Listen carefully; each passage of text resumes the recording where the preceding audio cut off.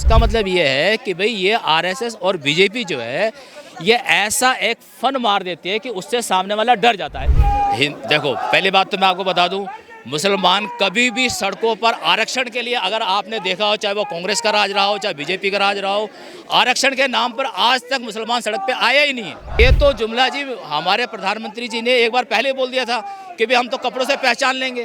भाई कपड़ों से कैसे पहचान लोगे? मैं हूँ मुसलमान, लेकिन मैं जो हूँ कांग्रेसी हूँ। अगर ये जो कह रहा है कि हाँ मुसलमान पढ़ता नहीं है, तो आप उनके जो है उनको एक बार सर्वे करवा दो कि भाई कितने मुस्लिम बच्चे जो है अनपढ़ हैं। नहीं, भगवा आतंकवादी राहुल जी ने नहीं कहा। ये आपकी गलत वीडियो है और गलत आपने सुन लिया होगा। मुसलमान के बारे में ये कह रहे थे कि हाँ भाई मुसलमान शिक्षा नहीं लेता। अगर शिक्षा नहीं लेते तो इसका मतलब वो शिक्षित नहीं हो पाए होंगे। योगी जो है, आदित्यनाथ जी जो हैं, वो अपना काम जो है निरंतर किस तरीके से कर रहे हैं, वो अपना कर रहे हैं। से जो ये सोचते हैं कि ये पार्टी तो हिंदुओं की है, ये पार्टी हिंदुओं की भी नहीं है। लेकिन मोदी सरकार जो बोलती है सबका साथ, सबका विकास, सबका प्रयास, उसके तहत अगर कहीं राशन मिल रहा है तो मुसलमान को मिल रहा है, हिंदू को मिल रहा है, मकान बन रहे हैं हिंदू को मिल रहे हैं, मुसलमान को भी मिल रहे हैं, सरकारी जो योजना आती है हिंदू को मिल रही है, मुसलमान को भी मिल रही है, तो मुसलमानों को इससे ज़्यादा क्या चाहिए? देखो, पहली बात तो मैं आपको बता दूं, मुसलमान कभी भी सड़कों पर आरक्षण के लिए, अगर आपने देखा हो, चाहे वो कांग्रेस का राज रहा हो चाहे बीजेपी का राज रहा हो, आरक्षण के नाम पर आज तक मुसलमान सड़क पे आया ही नहीं है। मुसलमान नहीं आया। और हम यहाँ पर आप हमारे को मुस्लिम ड्रेस के अंदर देख रहे हो, तो ये तो जुमला जी हमारे प्रधानमंत्री जी ने एक बार पहले बोल दिया था कि भाई हम तो कपड़ों से पहचान लेंगे। भाई कपड़ों से कैसे पहचान लोगे? मैं हूँ मुसलमान, लेकिन मैं जो हूँ कांग्रेसी हूँ। कांग्रेसी मुसलमान है। आप कह रहे हैं कि मुसलमान आरक्षण के लिए कभी सड़क पे नहीं आया, कभी नहीं आया। लेकिन मुसलमान आरक्षण किस चीज़ का लेगा? मुसलमान तो पढ़ ही नहीं रहा है। मुसलमान के ज़्यादातर बच्चे तो पढ़ते ही नहीं है। कौन नहीं पढ़ता है? ये तो बार आरोप ये लगता है कि इनकी पढ़ाई पे, शिक्षा पे ध्यान देना चाहिए, शिक्षा पे ध्यान ही नहीं। अगर ये जो कह रहा है कि हाँ मुसलमान पढ़ता नहीं है, तो आप उनके जो है उनको एक बार सर्वे करवा दो कि भाई कितने मुस्लिम बच्चे जो है अनपढ़ हैं। नहीं, भगवा आतंकवादी राहुल जी ने नहीं कहा। ये आपकी गलत वीडियो है और गलत आपने सुन लिया होगा। किसी ने नहीं। देखो, लोग जो कहते हैं, लोगों का तो काम पता नहीं क्या क्या कहना है, लोग कह देते हैं। अगर लोगों की बातों में भी अगर मुसलमान आ जाए ना, तो दंगा भड़क भी सकता है। लेकिन मुसलमान जो है लोगों की बातों में नहीं आता, अपनी सहनशीलता से, अपने ठंडे विचारों से काम करता है। मुसलमान के बारे में ये कह रहे थे कि हाँ भाई मुसलमान शिक्षा नहीं लेता। अगर शिक्षा नहीं लेते तो इसका मतलब वो शिक्षित नहीं हो पाए होंगे, अनपढ़ की लिस्ट में होंगे। तो आप अनपढ़ की लिस्ट के अंदर आप एक बार सर्वे करवा लीजिए कि अनपढ़ कितने लोग हैं, वो आपको मालूम पड़ जाएगा। ऐसा हम नहीं कह रहे हैं, ऐसा तो आरोप लगता है, ऐसा बात आती है सामने। अब आप जो बात कह रहे हैं कि मुसलमान को टारगेट किया जाता है, मुसलमान, आज कांग्रेस मुसलमान के कंधे पे बंदूक रख रही है। खड़गे जी बोल रहे हैं कि मुसलमानों, अब एक मिनट, खड़गे जी कह रहे हैं कि मुसलमानों नमाज को छोड़ दो और पहले इन जहरीले सांपों को मारो। तो मुसलमान क्यों मारेगा? नहीं। अगर दिक्कत समाज को है तो बाकी भी तो है ना। ऐसे नहीं कहा उन्होंने, ऐसा नहीं कहा। मैंने वही तो बताया ना, मरोड़ तरोड़ के जो है ना सवाल को सामने लेकर आ जाना, ये हमारी बात नहीं है।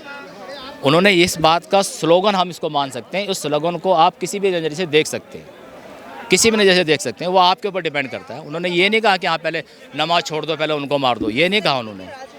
उनका मकसद है जी, देखो हम तो वही, हम अभी बताया तो अभी आपको कि अगर उन्होंने इस तरीके से कहा है तो उसका मतलब ये नहीं है। उसका मतलब ये है कि भाई ये आरएसएस और बीजेपी जो है ये ऐसा एक फन मार देती है कि उससे सामने वाला डर जाता है। इसकी एक मिसाल दे देता हूँ।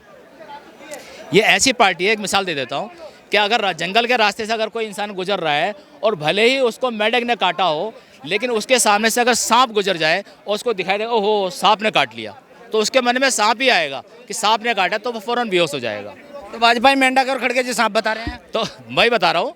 तो ये सांप का नाम वो इसीलिए लिया गया है तो कि भाई ये ऐसा फन मारती है कि जनता जो है ना, हमारे देश की जो जनता है, भोली जनता, वो भोली जनता को लगता है कि यार वाकई ये तो बड़ी खतरनाक पार्टी है। अच्छा, हेमंत जी को लेकर आपके क्या विचार हैं? देखो, हेमंत जी देखो हमारे से दूर भी नहीं है। हाँ, इसी वजह से उनकी भाषा शैली थोड़ी कांग्रेसियों जैसी है। मिल जाती है। देखो, हेमंत बिस्वा जो है कांग्रेसी थे, लेकिन क्या नाम है, सारे नेता जो है ऐसे होते हैं, कुछ ना कुछ उनके ऊपर प्रेशर आता है, प्रेशर देने से क्या नाम है फिर वो अपनी पार्टी को बदल देते हैं। उन्होंने पार्टी को बदल दिया तो भी कोई भी उसके ऊपर कमेंट करेगा कि हाँ भाई आप तो वैसे हो गए। अच्छा, कह रहे हैं कि पवन खेड़ा का पवन पेड़ा बना देंगे, ऐसे लूंगा, ये चीज़ें बोलते हैं। और पवन खेड़ा इसकी वजह से कभी हैदराबाद जा रहे हैं, मोचे पाते घूम रहे हैं। कोई एक डर दिखाई दे रहा है पवन खेड़ा के अंदर। लग रहा है कि ये क्या सांप गले में डाल दिया आपने, ये बोल के कि पासपोर्ट फर्जी है। देखो ऐसा नहीं होता, वो इधर उधर नहीं भाग रहे हैं, वो अपना कार्य के अंदर अपना बिजी हैं, वो अपना कार्य कर रहे हैं। लेकिन जो कमिटमेंट होते हैं ना, वो कमिटमेंट आप देख लो फेसबुक पे, न जाने कैसे कैसे लोग पता नहीं कौन कौन से कमिटमेंट कर देते हैं। आप उनकी बातों का कर लेके क्या नाम है सवाल करोगे तो फिर तो जवाब मिल ही नहीं पाएगा। आप कोई प्रूफ के साथ कहे, जैसे अभी वहाँ उनके पवन खेड़ा के घर पे क्या CBI के वहाँ पर रेड मारी है उन्होंने, तो वहाँ पर उस वक्त नहीं मिले। अब उसका मतलब ये थोड़ी ना कि हमें भाग रहे हैं। वो आपकी सोच हो सकती है या और किसी की सोच हो सकती है।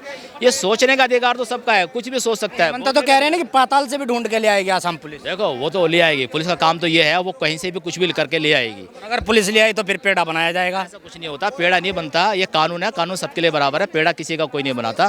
कानून के संविधान के हिसाब से क्या नाम है उसको सजा मिलती है, उस पर केस चलता है, उसके बाद फिर वो अपना। लेकिन क्या इस तरीके की भाषा एक मुख्यमंत्री का बोलना बढ़िया है? जिस तरीके से वो कहते हैं ऐसे मिल गया तो ये कहीं गलत है। देखो अगर उसने क्या नाम है, कोई भी हो, मैं हूँ या कोई भी हो, अगर हम अच्छे स्वभाव से अगर सामने वाले से पेश आएंगे तो लोग हमें अच्छा कहेंगे।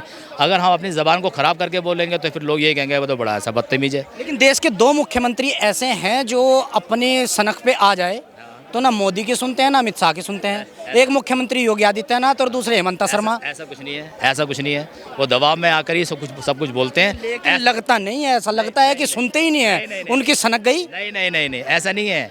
ऊपर से प्रेशर ही होता है, इसलिए वो ऐसा बोला जाता है कि समाज के अंदर क्या चीज़ उगलना है ताकि लोगों का माइंड जो है वो भटकता रहे।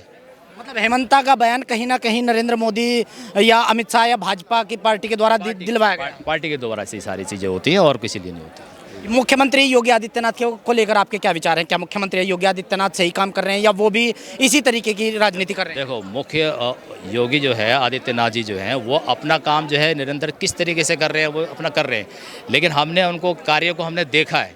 अब एक पर्टिकुलर अगर हम उन्हीं के नाम अगर देख लें योगी जी को कि हाँ भाई योगी जी ने बड़ा अच्छा काम किया है, तो ये इम्पॉसिबल है। क्योंकि हमारे देश में जितने भी राज्य हैं, सारे राज्यों के अंदर जो कार्यशैली जो होती है वो 15 साल के बाद रिजल्ट आता है। आज जो है इस सरकार आई है, इस सरकार ने जो अपना डेवलपमेंट किया पूरे भारत के अंदर डेवलपमेंट किया है, कोई पर्टिकुलर यूपी के अंदर नहीं किया, सारे स्टेटों में किया। आप कहीं भी स्टेट में जाके देख लीजिए, हर जगह मिलेगा। बीजेपी ने हिंदू मुस्लिम करवाती है क्या? बीजेपी जो है हिंदू मुस्लिम करवाती है, वो इसलिए करवाती है, बहुत करवाती है वो तो। देखो उसने तो क्या नाम है ऐसा किया कि भाई अब मैं उदाहरण दे देता हूँ, चलो आपको, आप ये देख लो कि हमारे हिंदुस्तान के अंदर जितनी भी मस्जिदें हैं और जितने भी मंदिर हैं, आप सर्वे करवा लीजिए कौन सी चीज़ ज़्यादा है। ज़्यादा होने के बावजूद भी उनको डेमोलाइज नहीं किया जा रहा जितना मस्जिद को डेमोलाइज किया जा रहा है। क्यों किया जा रहा है भाई? उनके पीछे क्यों किया जा उनको पीछे क्यों पड़ा जा रहा है? मस्जिदों की जांच कर रहे हैं और इलीगल निकल रही है। क्यों कर रहे हैं भाई? क्यों कर रहे हैं फिर? क्योंकि वो इलीगल है। हाँ, इलीगल तो सारी चीज़ें हैं, जितनी भी मंदिर चले जाओ वो भी इलीगल ही है। किसी का एक पेपर दिखा दो आप पता चल जाएगा, किसी के पास पेपर नहीं मिलेगा। मस्जिद के एक मुस्लिम पुरुष ने ये कहा था कि जो जामा मस्जिद है वो भी इलीगल बनाई हुई है, उसको भी तुड़वाना चाहिए। कोई नहीं कह सकता। वीडियो भी दिखा सकती हूँ। देखो वीडियो मत दिखाओ, कागज़ दिखा दो, कागज़ दिखाओगे तो पता चलेगा। तो फिर आपके ही लोग ऐसा क्यों कह रहे हैं कि वो इलीगल जगह पे बनी हुई है? मुस्लिम हाँ। कोई मुस्लिम लोग जो कह रहे हैं, नहीं ऐसा कोई कह ही नहीं सकता। या तो फिर वही वाली बात होगी कि वो आम आदमी जो होगा वो कह रहा होगा, या फिर उनका कोई नुमाइंदा होगा। आप वीडियो बनाते हैं या कोई भी वीडियो बनाता है वो कुछ भी कह देता है। मैं वीडियो बना दूँ, मैं भी उठपटांग वीडियो बना के वायरल कर सकता हूँ। असल में तो आप उसके डॉक्यूमेंट देख लीजिए ना। अगर कोई भी वीडियो अगर किस तरीके से आ रही है, आप उसके ऊपर एक्शन लो कि हाँ भाई आपने ये वीडियो बनाई तो आपने ऐसे क्यों बना दिया भाई? कोई लेगा? कोई नहीं करता। मैं एक बात सोच रहा हूँ जब से आया हूँ तब से कि हेमंता विश्व शर्मा का विरोध करने के लिए 100 लोग आए हैं। क्या कांग्रेस पार्टी अगर चाहे तो यहाँ 10-20 हज़ार आदमी इकट्ठे नहीं हो सकते थे? ये 50 आदमी क्यों आए हैं? इसलिए आए हैं क्योंकि ये SC डिपार्टमेंट का खाली एक कार्यक्रम हो रहा है। अच्छा, लड़ाई अब हेमंता वर्सेस खड़गे या कांग्रेस की नहीं रही, कांग्रेस ने दलित की बना दी। नहीं, दलित की नहीं बनाई है, दलित की नहीं बनाई है। इस दलित डिपार्टमेंट के जो हमारे राजेंद्र पाल गौतम जो है, तो इन्होंने अपने कैबिनेट के अंदर इस बात को रखा है कि भाई हमें ऐसा प्रोटेस्ट करना चाहिए। तो एक बार में सारे के सारे लोग ये आ गए इमरजेंसी में, बस इतना ही हुआ है, कांग्रेस की तरफ से नहीं हुआ। जांच की जाती है। अब सर कोई लोग ऐसे में सवाल उठाते हैं कि देश के अंदर कानून है, संविधान है, फिर क्या डर है? अगर जांच के लिए जाते हैं तो फिर पत्थरबाजी क्यों होती है प्रशासन के ऊपर? नहीं होते, जो पत्थर जो फेंकता है ना वो उन्हीं की पार्टी के लोग होते हैं जो यहाँ पर प्रोटेस्ट करवा रहे होते हैं, वो उन्हीं के पार्टी के लोग होते हैं। ऐसा कोई नहीं होता।